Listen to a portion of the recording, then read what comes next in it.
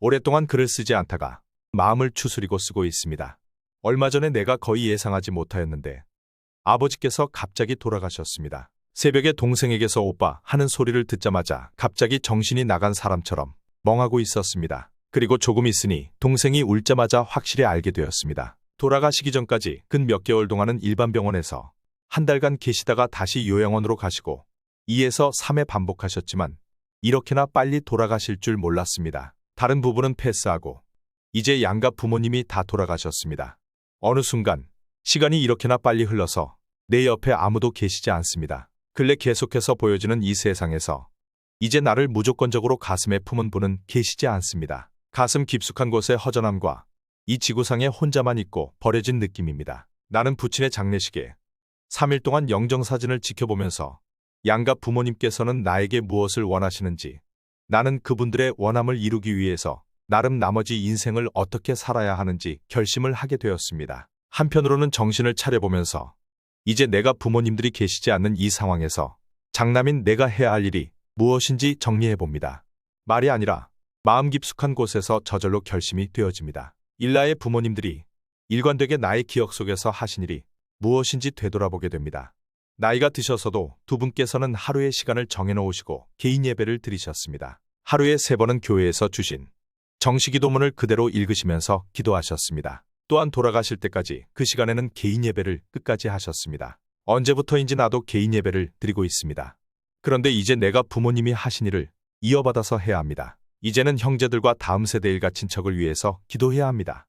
이전부터 장남은 온갖 혜택을 다 받고 살아왔는데 이제는 장남으로서 책임을 져야 합니다. 내가 또 이 세상을 떠나면 내 자녀 중 또 장녀가 이어받겠지라고 생각합니다. 이 두 분께서는 자녀들에게 부정적인 말은 입 밖으로 내신 적도 없으시고 내가 아들인데도 불구하고 아들이 아니라 한 교회 목사로서 나를 대하셨습니다. 나도 나이가 들어서 내 잘난 맛에 사는 시절은 지나갔고 어느 순간 자녀들은 다 독립하였습니다.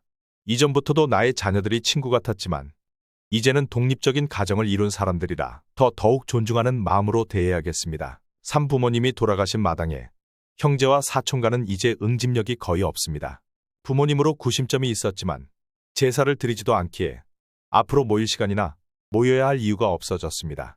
형제지간에는 부모님보다도 자녀보다도 아마도 한 인간에게 가장 오래 관계를 이어가는 사이입니다. 그런데 부모님이 계시지 않으니 서로 간의 갈등이 생기면 중재할 사람이 없습니다. 형제 간의 갈등은 오래갑니다.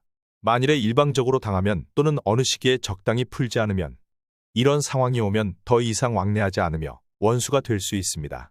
그리고 실제 원수가 되기도 합니다. 나는 이전부터 형제 간의 갈등을 몇 번 정리한 적이 있습니다. 손해와 이익을 서로 간에 따지면 결국 싸움으로 번지고 만나지 않게 됩니다. 그래서 이번에 장례식이 끝나고 나서도 형제와 다음 세대가 다 있는 카톡방에서 또 감정과 섭섭함을 털어냈습니다. 물론 개인별로 차이가 있는 것은 어쩔 수 없으나 이전에 몇 번 털어낸 경험들이 있기에 쉽게 할 수 있었습니다. 아마도 앞으로 언제까지 이 세상에 살지는 모르겠으나 형제간에 몇 년에 한 번씩은 공개적으로 떨어내는 과정이 필요합니다. 이전 것은 지나갔으니 또는 희년같이 모든 게 정리되고 새로 시작하는 것입니다. 이 형태도 앞으로 나의 자녀들도 그대로 할 줄로 압니다. 세상의 수많은 사람 중에서 나의 일가 형제들은 손가락으로 셀 정도밖에 안 됩니다. 그런데 누가 잘하고 있으면, 합격했으면, 회장이 되었으면, 생일이 되었으면, 승진했으면, 아팠으면 이런 상황이 이전에도 수없이 많았을 텐데 제대로 챙기지도 못하고 마음은 아니었지만 제대로 표현하지 못한 나의 모습들이 기억납니다. 이제는 이 모든 상황에서 주의 도우심이 함께 하기를 기도합니다. 언젠가 나도 가겠지만 또한 내가 다시 부모님들을 뵙겠지만 적어도 뵐 때는 부모님들이 원하시는 일을 내가 했다고 자신있게 말씀드리고 싶습니다. 또한 나의 자녀들도 나중에 이렇게 될 것입니다.